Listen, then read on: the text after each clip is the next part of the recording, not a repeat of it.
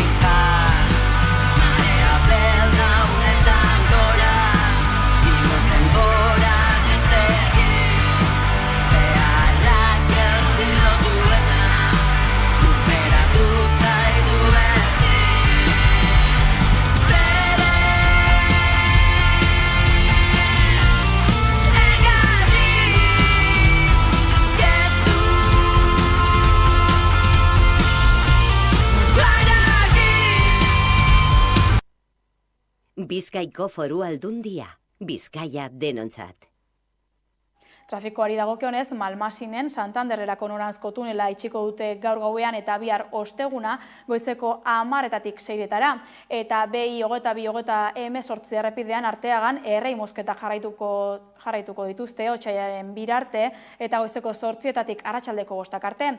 Gainera, BI-653 eta BI-26-16 errepideetan markinan zenbait errei moztuko dituzte eta semaforoen bidez arautuko dira hilaren 19 arte. Bizkaiko Foru Aldundia, Bizkaia denontzat.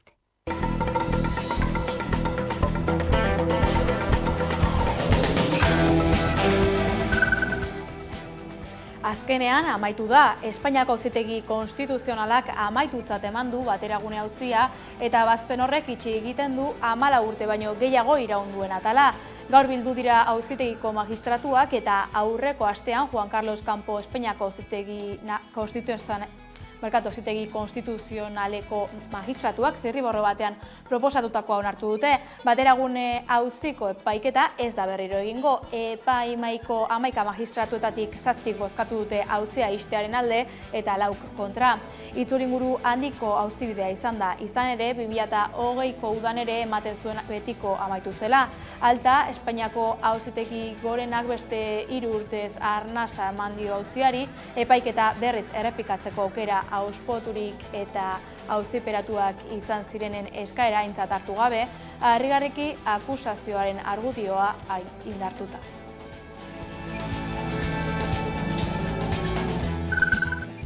Gabon deizuela guztioi, Arabako, Bizkaiko eta Gipuzkoako eskola erlijiosoetako langatazkak bere horretan dirau. Gaur izan dute Kristau Eskolako eta Izeako ikastetxeetako langileek 10 greba egunetatik lehena. Sindikatuek eta patronalek adostasunik lortu ezean, ez da azkena izango beste 9 egunetarako ere greba deitu baitute ELA, LAB, Estelas, Komisiones Obreras eta UGT sindikatuek. Zehazki, bihar eta urtarrilaren 23-tik 25-era, otsailaren 6-tik 8-era eta 19 eta 20an egingo dituzte lanuzteak.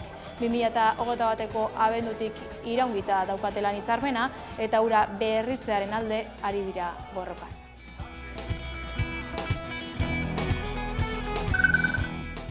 Beste errepide istripu hilgarri bat jazo da Nafarroan gaur 3. aste honetan. Oraingoan lanean kamioia gidatzen zihoan garraiolari bat da zendutakoa. N121 errepidean gertatu da ezbeharra Kadreita parean.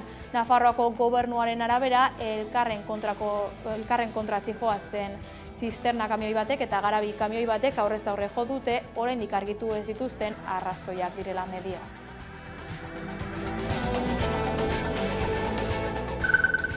Jose Maria Agirretxe Porrotxen eta Sarere manifestazioan parte hartu ostean Itziar Ituñori egindako aurkako kanpaina deitoratu zituen atzo Sare herritarreko bozeramaile Begoatxak gurean.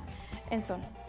Gure elkartasun eta babesik eta bezarkadirik handiena helarazi nahi diegu, bai Jose Maria Agirretzeri porrotzi eta bai Itziar Errituñori, ez? Ezin daitekelako giza eskubideen defentsarengatik ezin daitekelako inor kriminalizatu, alderantziz izan beharko litzateke eta inorren ogibidearekin jolastea ere ez litzateke ez da bat ere bidezkoa, ez? Eta beraz, hemendik zaretik bai helarazi nahi diegu gure elkartasunik, gure beraiekiko konpromisorik handiena eta nola ez bezarkadarik ez duena. Eusko Jaurlaritzak ere Itziar Errituñori egindako kritikak gaitzetsi zituen, entzun bingen Zupiria bozeramailearen hitzak. Dago mundu bat sare sozialetan oso zekina dena, oso salagarria dena eta min handia egiten duena, eta esango nuke kasu honetan Itziar Errituño personaren aurkako gauza desegokiak, itxusiak eta irangarriak izan direla sare sozialetan eta horiek salatzen ditugu.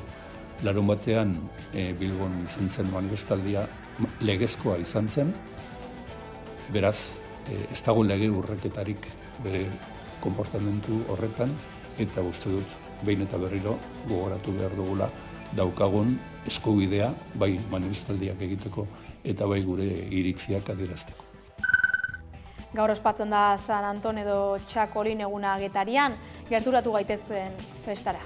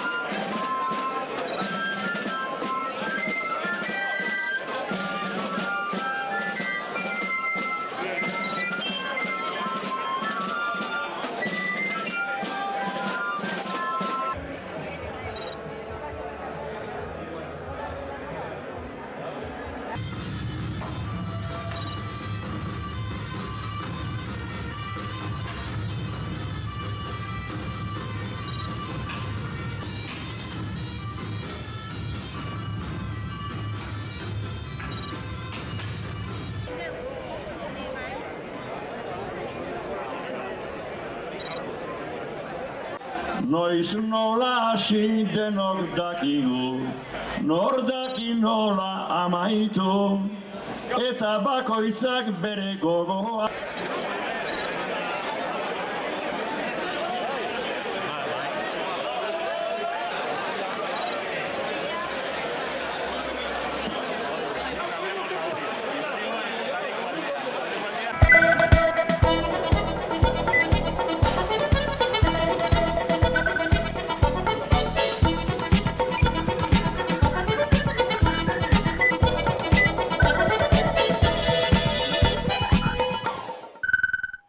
Gabon eta ongi etorri, iritsi zaigu albistegiari heltzeko unea, gaurkoan hezkuntza izango dugu hizpide. Itunpeko irakaskuntzako sindikatuek adierazi dutenez, patronalak dirua eta baliabideak ditu gatazka gelitzeko. Otsailera arte deitutako 10 greba egunetan lehenengoa da gaurkoa Euskal Autonomia Erkidegoko gizarte ekimeneko ikastetxeetan, ELA, LAB, UGT, Komisiones Aurreras eta Esteilas sindikatuak deituta.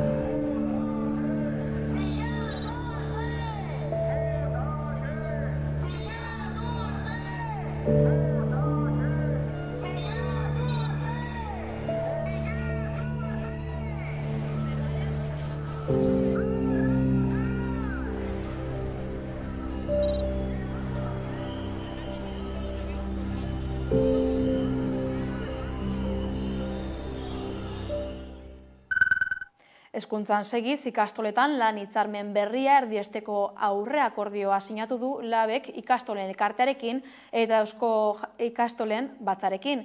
2027an ikastoletako langile guztiek langile publikoen soldata bera izango dutela jasotzen du akordioak.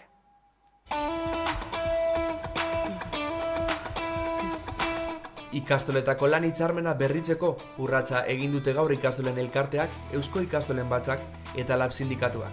Sindikatuaren esanetan patronalek mahai negoziatzailera eraman dituzte LABek ekainean Eusko Jaurlaritzako hezkuntza sailarekin sinatutako akordioaren edukiak, baita erosalmena bermatzeko, enplegua mantentzeko eta lan zamak arintzeko neurriak ere.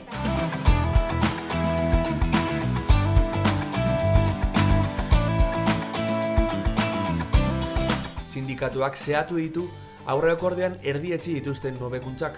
Soldata igoerak adostu dituzte 2027ako langile publikoen soldata bera edukiko dute ikastoletako kategoria guztietako langileek. Gainera langileen erosalmena bermatze aldera langile guztiei 15,3 igoko diete soldata.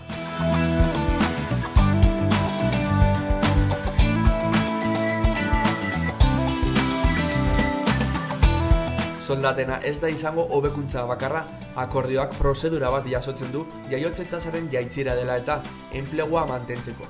Ondorengo hilabeteetan ere negoziatu eta adostuko dira euskara eta hizkuntza gaitasuna indartzeko behar bereziak dituzten ikaslei arreta hobetzeko, hezkuntza berrikuntzan sakontzeko, kudeaketa hobetzeko eta langileen lan zamak arintzeko figura berriak eta horrekin batera 60 urtetik gorako langileen berritze planak gauzatzeko neurri zehatzen azterketara egingo da.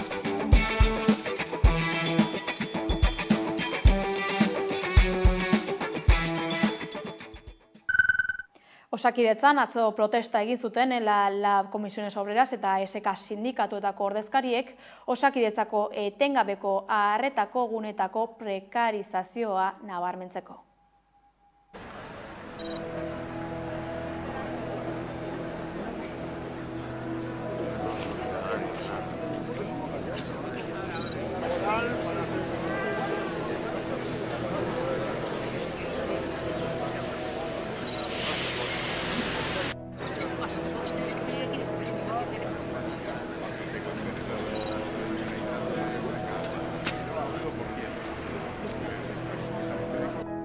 Osakidetzak behin eta berri saltzen ari da, murrizketa horiek aplikatzeko kategoria batzuen eskasea dagola, konkretuki medikuen kategorian eskasea dagola, eta gu esaten duguna da, eskasi hori nabaria dela, baina nabaria da, eta gainera plangintza falta batetik datorrela. Hor, esaten dugu ere, nola medikuak azkenengo urteetan lan baldintza kaskarrak aprobetxatuz, ihes egiten ari direla, beste leku batzutara edo beste osasun sistema batzuetara.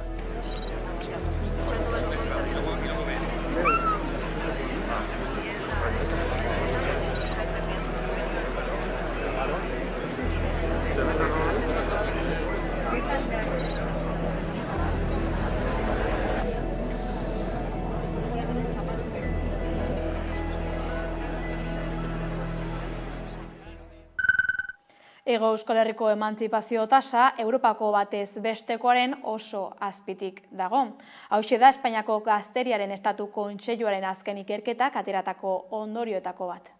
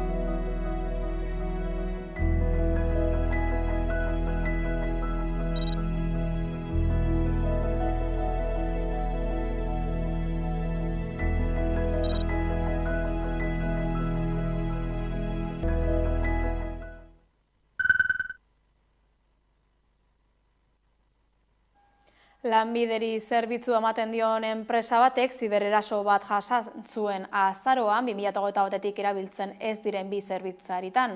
Horren aurrean eta erabiltzaileen datuak arriskuan egon daitezkeelakoan, zerbitzari horietan agertzen ziren pertsonei neurriak hartzea gomendatu die Euskal Enplegu Zerbitzuak. Gaur zabaldu duten ohar batean Lanbidek azaldu duenez erasotzaileak enpresa hornitzailearen bi zerbitzaritan sartu ziren, naiz eta erasoaren unean itzalita zeuden.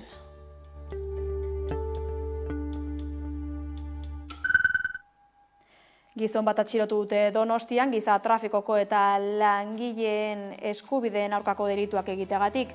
Atxilotuak 59 migratzaile hartzen zituen Eibarko 4 etxebizitza eta lokal batean 250 eta 450 euroren truke. Espainiako poliziaren arabera baldintza penagarritan bizi ziren pilatuta. Koltxoietan egiten zuten lurrean berogailurik eta oinarrizko etxetresna elektrikorik gabe ezetasun eta intsektuekin. Horrez gain, eraikuntza lanetan esplotatzen zituen 8 ordu baino gehiagoko lanaldiekin eta babes neurririk gabe besteak beste.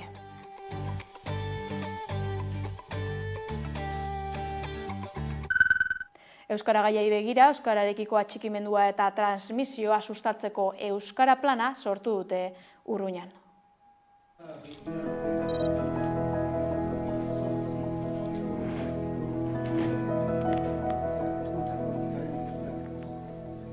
Euskararen plano hori ez da bakarrik hemen herrikotxean baliatzeko goen zerbitzuen artean, baina ere kanpoan, jane baita gizartean, plazan, denekin, urruñarrekin. Hori da helburu nagusia, nuke mugarik gabe ere nonbait, helburuak hainbat urrunago joan behar baitute. Ez da antzi behar hori, erasoak hor direla, eta behaz nahi barin badugu berriz ere Euskara hori babestu, denen laguntza eta denen indarre beharko dugula. Urruñako errek 11.000 biztale baina goragoko erri bat da. Biziki desberdina auzoz eta jendean tipologietan. Eta zinez bazen gogo bat, hizkuntza politika bat plantan emateko. Hizkuntza politika bat plantan ezartzeko 3 elementu nagusiak dira, plangintza horrek garen dituen epeak eta aitzin kontua, eta ondotik ere plangintza hau erabaki etara eramatea.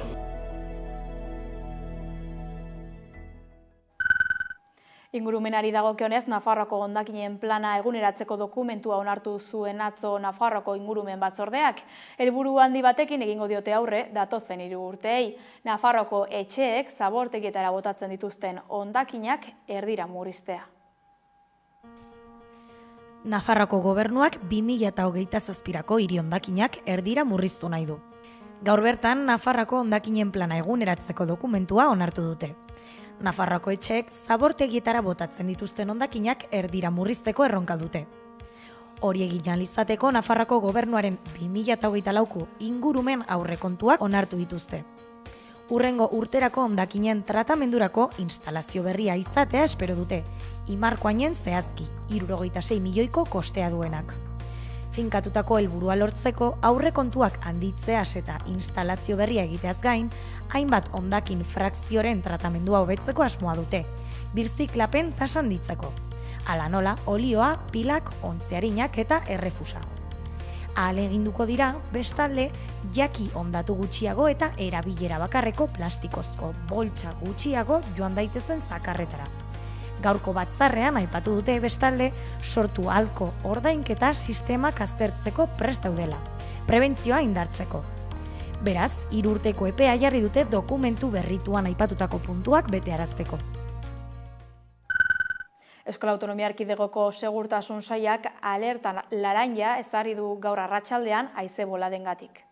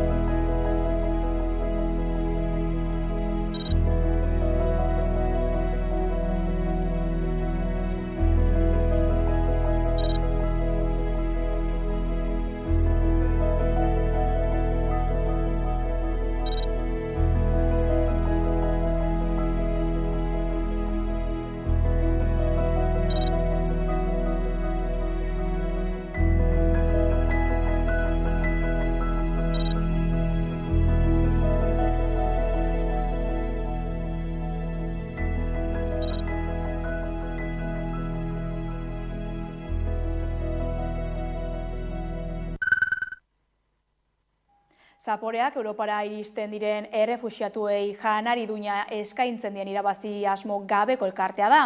Egun, Grezian dauden errefuxiatu esparruetan janaria prestatzen dute harrapatuta dauden pertsona zaurgarrienen bizi baldintzak hobetzeko helburuarekin. Zaporeak gertutik ezagutzeko Elena Ruiz de Azua kidea dugu pantailaren beste aldean. Kaixo, Elena? Kaixo, egunon, atxaldeon. Hasteko, hasieran labur aipatu badugu ere, zer da Zaporeak zehazki? Beti esaten dugun moduan, Zaporeak da elkarte bat, hemen herrikoia, Donostian jaio zala, eta gure helburua izan zen, eta jarraitzen du izaten, Grezian geldituta dauden pertsona asilo eskerdun guztioi, ez dakaten edo urratzen zaien elikazio eskubide hori, ematia edo bermatzia. Non jaio zen proiektu hau? Nondik dator?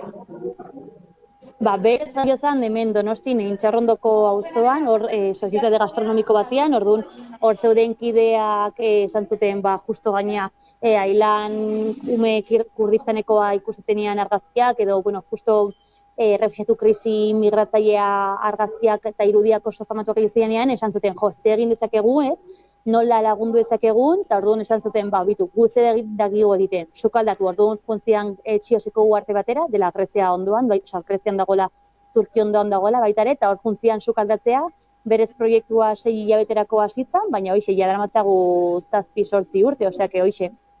8 urteko ibilaldia duzue orduan. Esan bezala, gaur egun, Grezian, Lesbosen zehazki, dauden errefuxiatuentzat orduak prestatzen dituzue. Zein da jatorrizko herrialdetatik ihes egin behar izan duten pertsona hauen egoera? Oso txarra, oso larria, gaina jungea ikusten ez, 7-8 urte hauetan, gauzak ez diela hobetu. Oraintxe bertan adibidez, kanpamenduetan dauden ume guztiak ezin dute eskolara jun, beraz ez dakate aukera ikastolara juteko edo ikasteko, ez? Gero baita ere pertsonak ezin dute sukaldatu, nola lehen ez egon kanpamendua, Moriako kanpamendua sute bat izan zuen, orain ez diete usten zurik egiten, beraz ezin dute sukaldatu, eta ezin baldin badute sukaldatu, ezin dute jan ez, edo bazkariak izan horregatik hain garrantzitsua da gu hor jarraitzea, gu geharako entitate bakarra bermatzen dula elikagai eskubide hori izatia. Orduan, errefuxiatu kanpaina bat baino gehiago zeuden aurretik, baina kanpamendu batean, zute bate egon zenez, aldatu egin behar izan zinaten, ez? Hoi da, gu hasiera batian Txioseko uartean hasi ginen. Gero Txiosetik jun ginen Atenasera eta Patrasera, eta gero ja Lesbosen egon ginen. Lesbosen jarraitzen dugu arte hortan, baina leno Moriako kanpamendua zegoen. Moriako kanpamendua zen Europa kanpamenduko handiena, zekalako 4.000 pertsonentzako lekua, baina berez 23.000 pertsona zeuden hor barruan, orduan imaginatu zenolako goera zen, 4.000 pertsonentzako leku batian 23.000 egotia, ez una burrada. Orduan, hor ginen, Moriako kanpamendu hori zute bat izan zuen, eta orduan beste kanpamendu bat egin zuten, dela orain bertan dagona, Karatepe deitzen dioguna. Orduan, gu hor jarraitzen dugu Lesbosen uartean, daramatzagu ja 3-4 urte. Aldatu dute kanpamendua, baina, egoera ez da aldatu, hau da, jarraitzen du superlarri izaten, umeak ezin dira eskolara jun, pertsona bat gaixoari jartzen baldin bada ez daka eskubidea edo aukera juteko medikura edo farmaziara juteko, orduan oso larria da. Ez dakate ez da iturri ur potablerik ez dakate ez da, orduan imaginatu ez, egotia leku batean nun ura ez da ona, beraz bakizu ur hori erabiltzen baldin badezu, igual gaixotasunen bat hartuko ez du, eta gero gaixotasun hori tratatzeko ez dakazu medikura juteko aukerarik. Bertan, dauden medikoak orduan voluntarioak izango dira, ez? Zuen antzera? Hoi da, berez, instituzio edo entitate bezala ez daude mediku ofizialak edo catering ofizial eta gozoiek ez, baina gero guztia funtzionatzen du elkarteekin, gu elikagaia ematen dugu, bazkariak ematen ditugu. Gero beste batzuk daude, zeintzuk medikuntza emate dute edo sanitateko laguntza ez, izan leke gaixotasun, gastroenteritis, anemia eta gozoiek, baita ere salud mentaleko gauza pilo bat gerozta gehiago, gaina baita ere daude beste elkarte batzu, zeintzuk ematen dituzte ikeleseko klaseak edo, baita ere gero beraien artean jundia pizkat, como autoantolatzen gauzak aurrera eramateko, baina hoxe guztia da gizartearen elkartasunarekin eta beraien indarrarengatik. Zuen kasuan, sukaldaritzan jarri zenuten indarra, eta eginbidari begira nola antolatzen zarete, nola egiten duzuelan? Bitu, normalean, sukaldera juten geha 7 kaldera gutxi gora bera. Eta hor sukaldean hasten geha, baraziak garbitzen, pikatzen, eta ikustea, ez da, imagiatu, oraintxe bertan 3.000 otordu egiten ari geha egunero, beraz, 3.000 otordu horiek egiteko, elikagai pilo bat prestatu baritugu, ez, hoxe, bai tipula, izakit piperrak, azenarioak, garbitu, zatitu, pikatu eta guztia, eta gero baitartean arroza egosi, hoi guztia, eta gero enplaterra hasten geha. 3.000 otordu horiek enplatatzeko behar ditugu 2 ordu baino gehiago.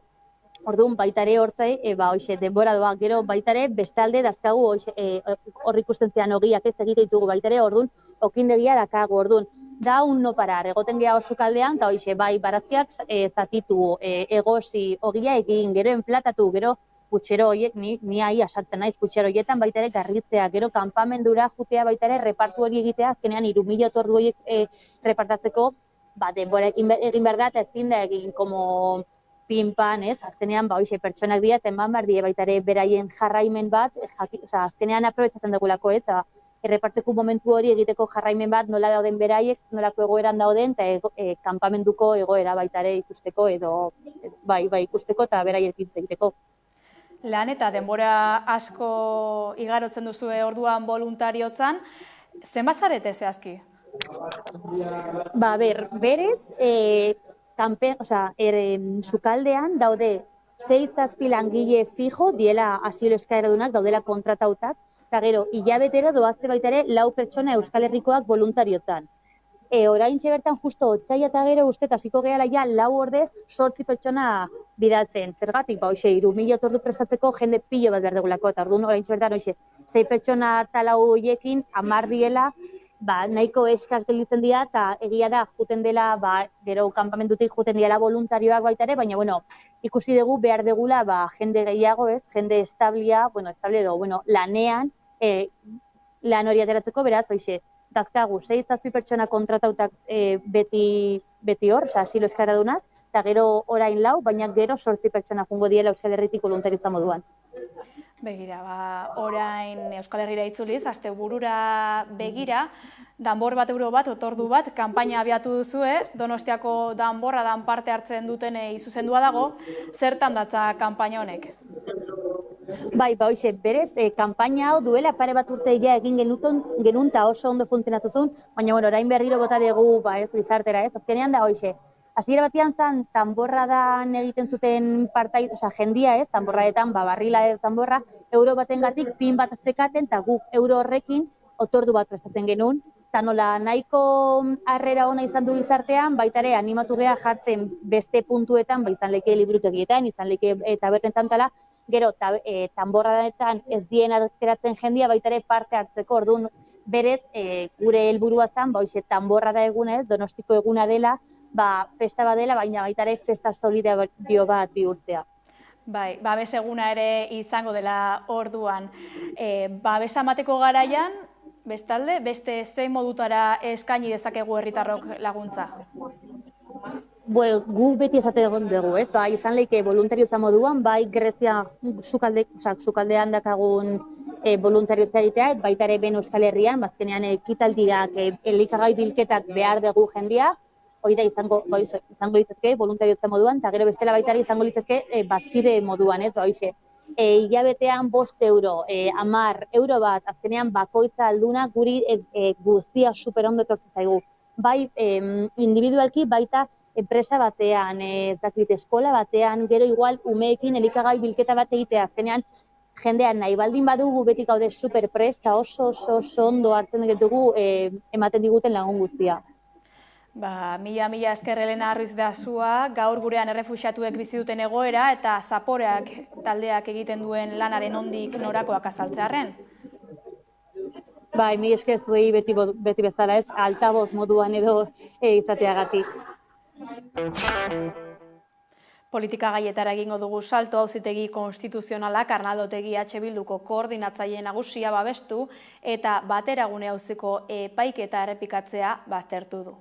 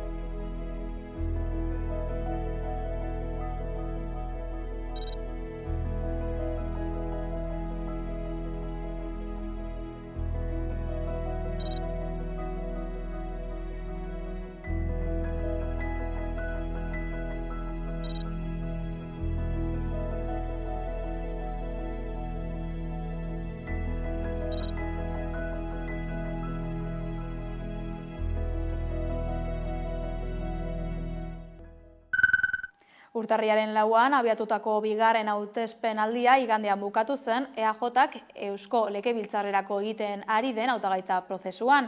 Orain, Pradales 27an berretsiko dute lehendakari gai gisa.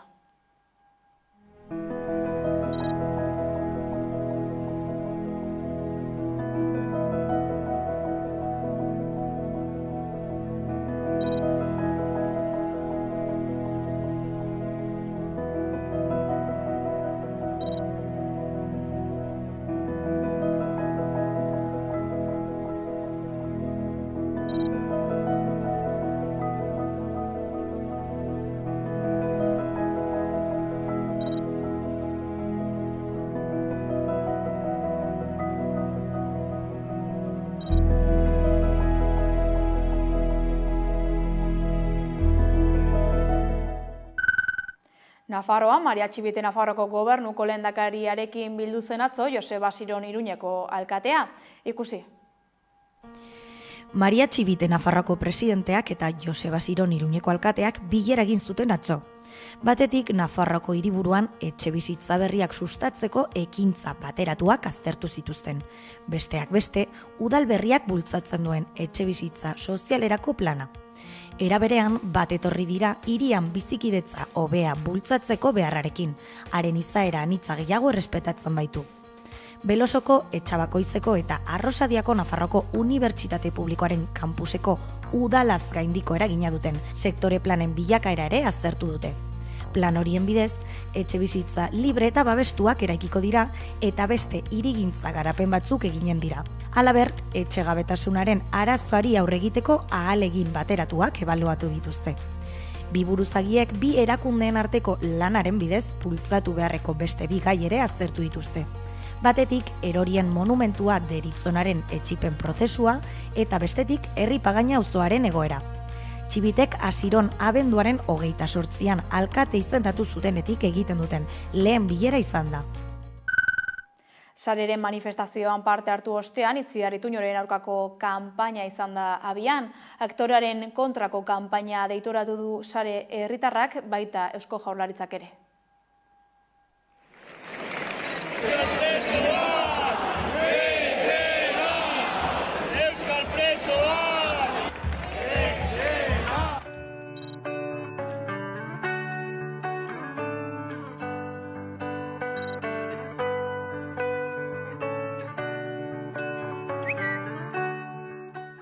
Gure elkartasun eta babesik eta bezarkadirik handiena helarazi nahi diegu, bai Jose Maria Agirretzeri porrotzi eta bai Itziar Ituñori, ez?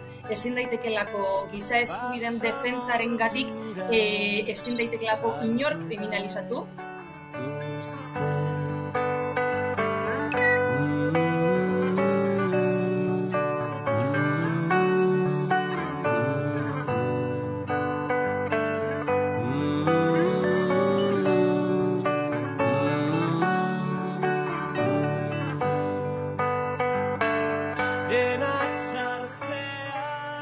Larun batean Bilbon izan zen manifestaldia legezkoa izan zen, beraz ez dago lege urreketarik bere konportamentu horretan, eta uste dut behin eta berriro gogoratu behar dugula daukagun eskubidea bai manifestaldiak egiteko eta bai gure iritziak adierazteko.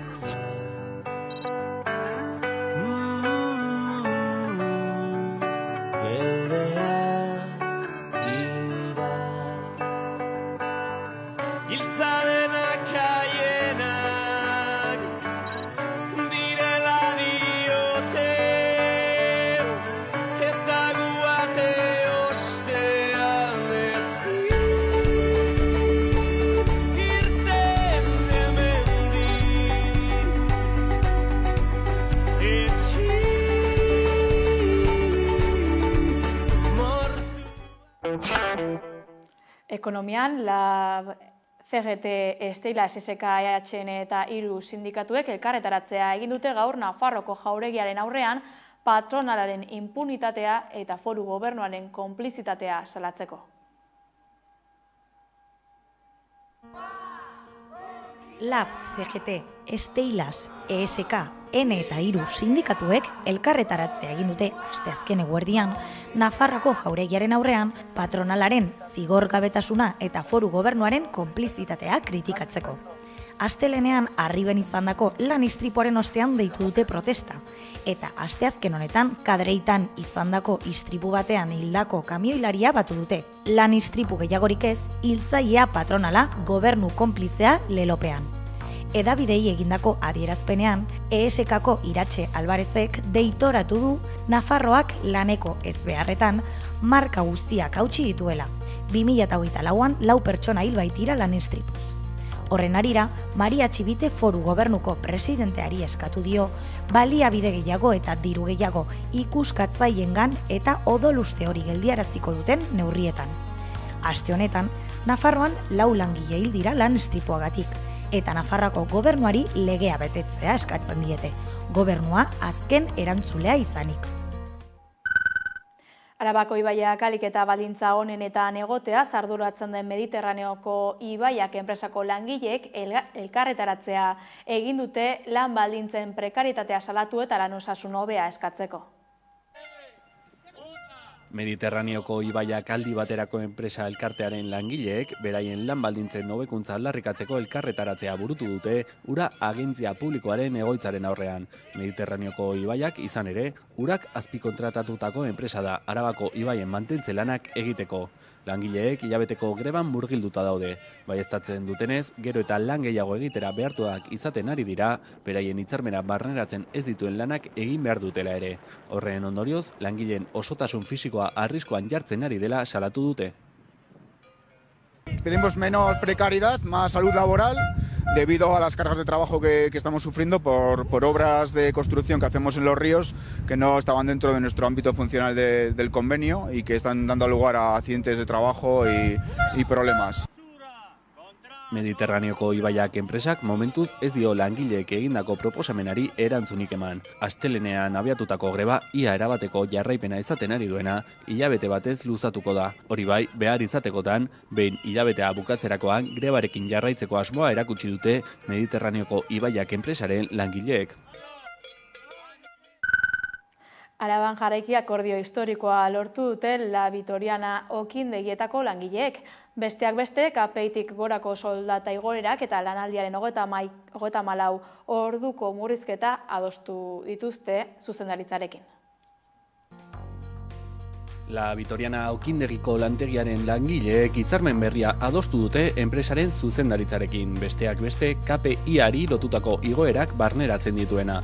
Astebeteko mobilizazioak eta gero, ELA eta ESK sindikatuen ordezkariek aurreakordioa lortu zuten pasa den astean, orain langileen batzarrean onartua izan dena. Hitzarmen berria 2019 eta 2025 urteen bitartean egongo da indarrean, eta 70 laguni eragingo die. Sindikatuek azpimarratzen dutenez, langileen erosa ahalmena bermatuko duen akordioa da, besteak beste KPI-ari lotutako igoerak eta plusetan hobekuntzak barneratzen dituena. Horrekin batera, langile guztientzat 600 euroko konpentsazioa edota kategoria baxuenen soldata igoera adostu da ere. Ordainsarietan ez ezik, urteko lanaldia murriztea eta baimenetan hobekuntzak barneratzen dira onartu berri den hitzarmenean. Mobilizazioak Gabonetan hasi ziren Labitorianako langileen lan baldintzak hobetzeko eta 2017tik iraungita zegoen hitzarmena berritzeko aldarrikapenekin. Hainbat lanuzte eta greba egun burutu eta gero, langileen 80% onartutako akordioa lortu dute. Garraiolarien grebei begira, Bilboko autobusetako langileek otsailean eta martxoan 6 greba egingo dituztela jakinarazi dute.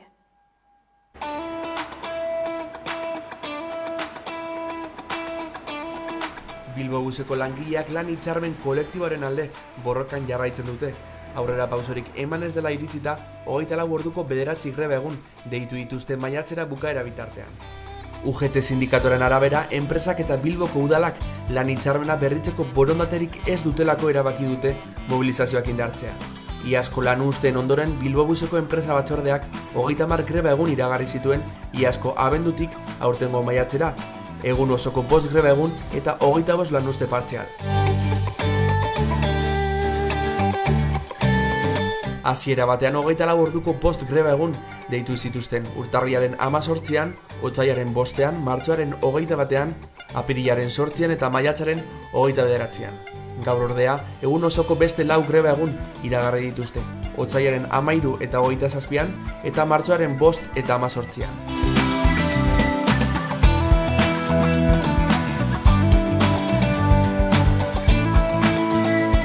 Bestalde 8 orduko lanuzte partzialak egingo dituzte urtarrilaren 16an, 22an eta 31an, otsailaren 8an, 20an eta 29an, martxoaren 11an eta 27an, apirilaren 11an, 17an, 23an eta 29an eta amaitzeko maiatzaren 2an, 7an, 14an, 20an eta 22an.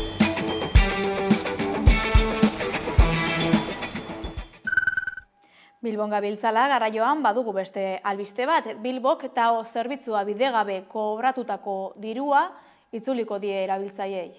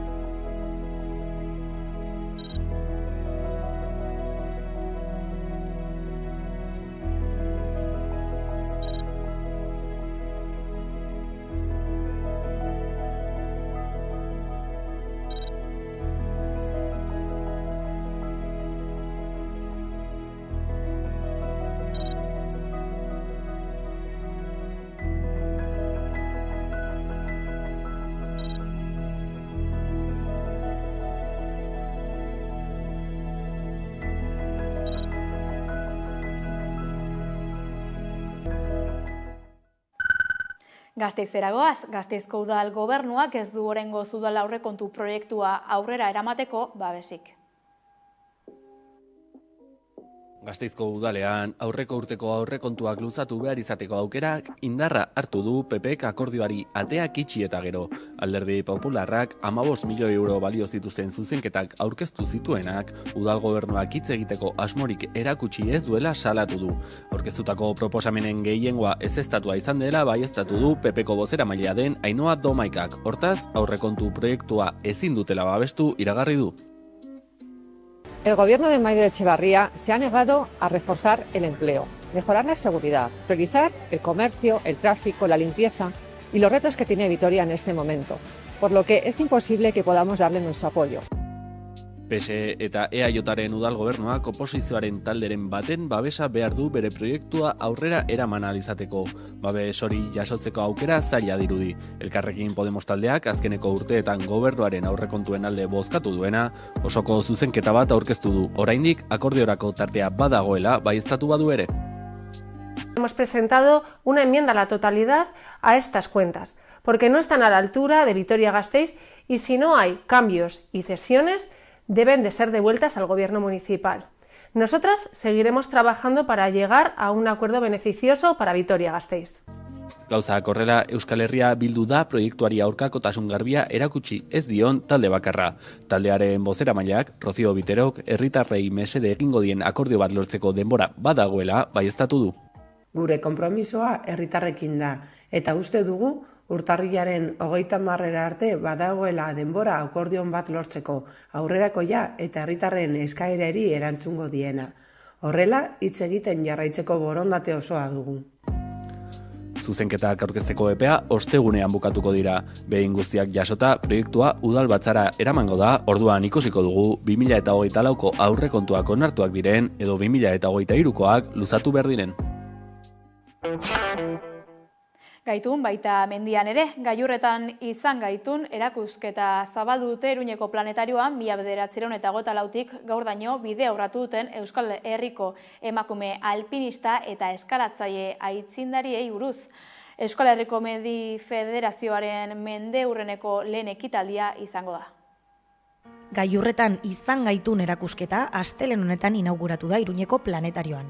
Euskal Herriko Alpinismo Federazioak 100 urte bete ditu aurten eta emakumearen parte hartzea goraipatu nahi izan dute. Gaztelaniaz, Nos queremos vivas aldarri feminista, ezagunari oihartzun eginez, Nos queremos en las cumbres da izenburua. Erakusketako protagonistetako asko edo haien senideak erakusketaren aurkezpenean izan ziren atzo Iruñeko planetarioan, ekitaldi xume bezain hunkigarrian. 100 argazki baino gehiago dituen 20 panelez osatutako erakusketa honek emakumeak, bereziki aintzindariek, federazioaren bizitzan izan duten parte hartzea ikusarazi nahi du. Urteetan munduko mendi garrantzitsuenetara igo diren emakume alpinistak dira. Beti bere ausardiaren erronkak bere gain hartuz.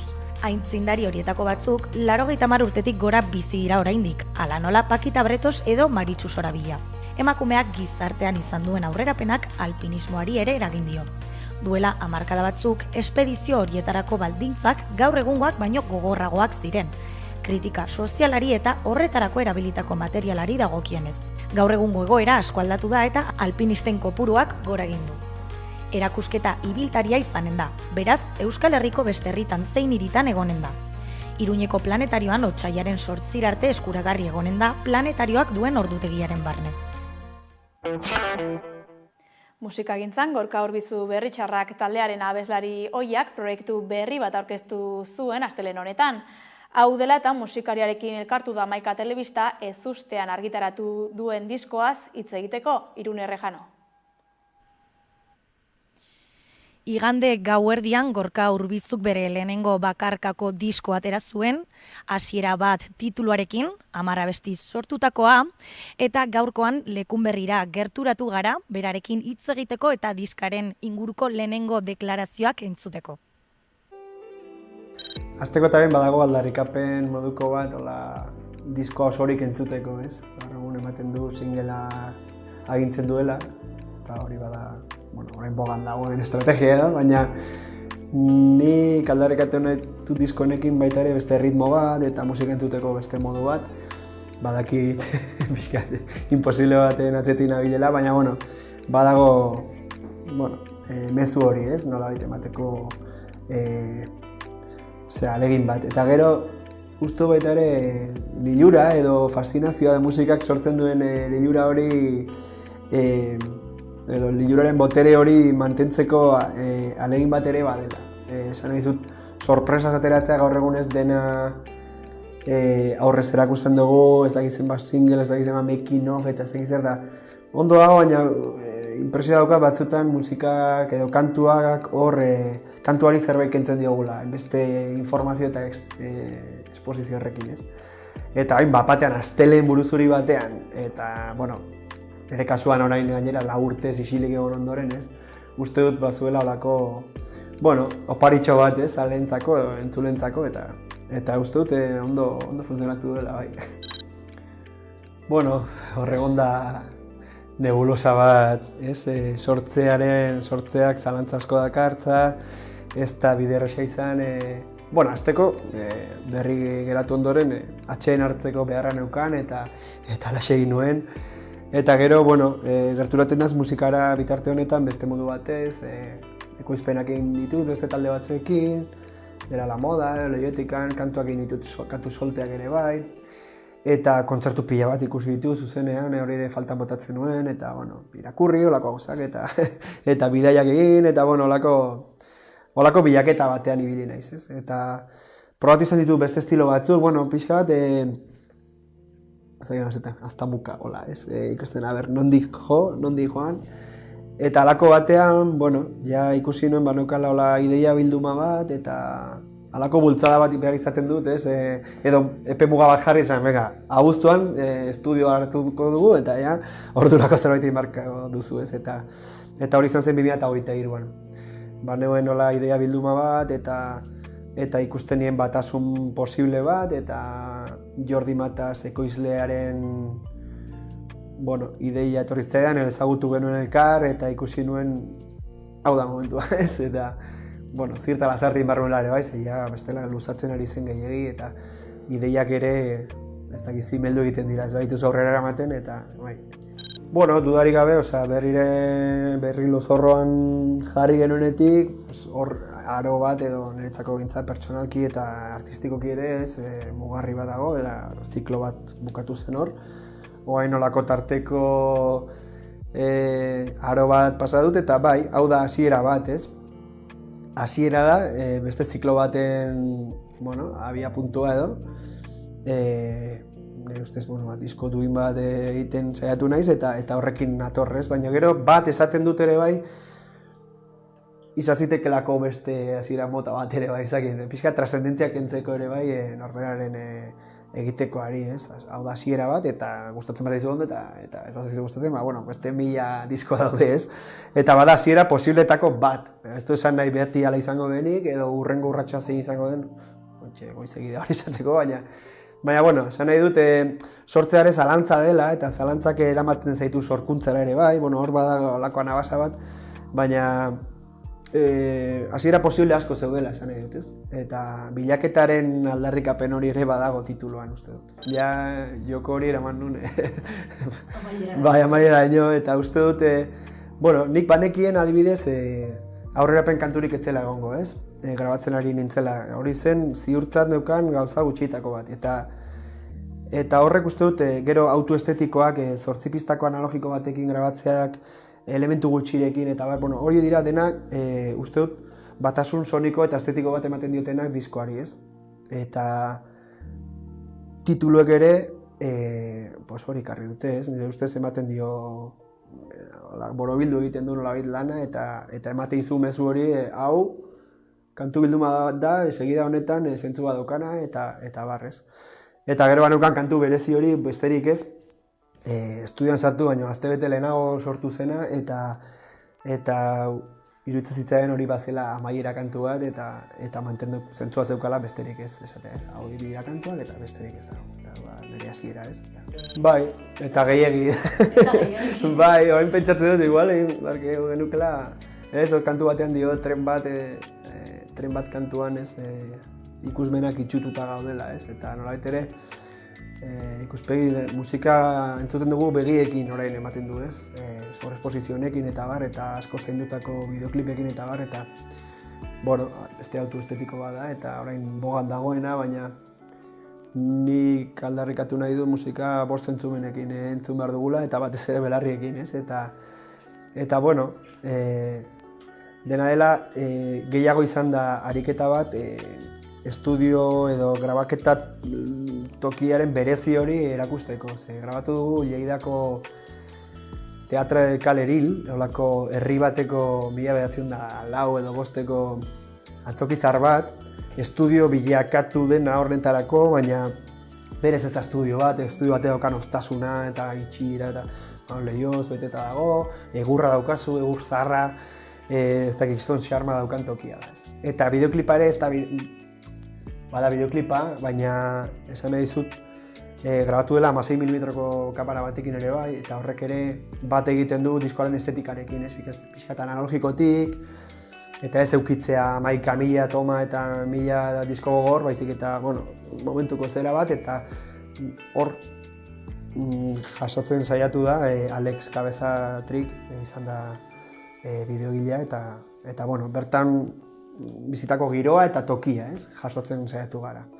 Eta badauka toke mediterraneo hori, ez? Pixka bat, Lleidako udan grabatu genuen, eta hor pizinatxo bat zegoen, olako putzu bat, eta gero olako patio bat oso oso katalandarra, eta badauka bere xarma uste. Nik saiakera egin nahi nuen beste toki batetik sortzeko, eta beste toki batetik idazteko, eta hainbatean, ez dakit erdibidean ez dutena izan geratuz, azkenean aurretik egindakoak pixo handia dauka, eta nahi gabe olako inertzia batzuk baduzkazu, eta azken batean zuzara idazten eta zure estiloa da, ez? Baina uste kantu batzutan bai lortu dudala, olako beste izkera bat edo beste idazkera bat, ez dakit prosaikoagoa, baina bai egunerokotasunetik gertuago dagona, etxe bat adibidez kantuan, baina, sukalde batean gaude, egongela batean, baina iradokitzen ditut beste gauza batzuk, ez?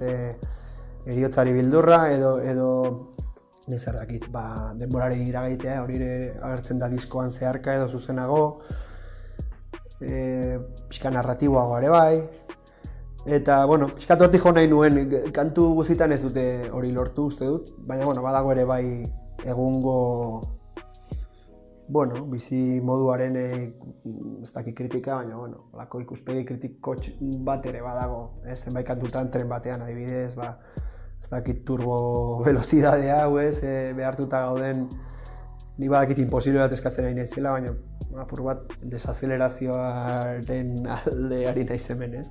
Badakit hori privilegio bat dela eta denbora, kalitatezko denbora, batzuk erresago daukatela beste batzuk baina, hor badago baita beste hausnarketa bat horren inguruan, ez gure denborari buruz, eta alde batetik berresten dut atxeena behar nuela, geratzea behar nuela, ez dakit justu utzita, 2 hilabetera pandemia iritsi zen ere bai, eta denok egon ginen, ez?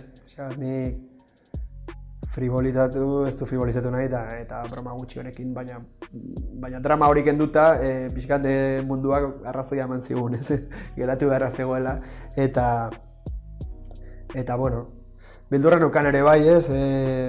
Ez dut zitzaidan gogorre egingo, zuzenekorik ez ematean, 14 urtekin igo nintzen holtzara, eta horretik nintzen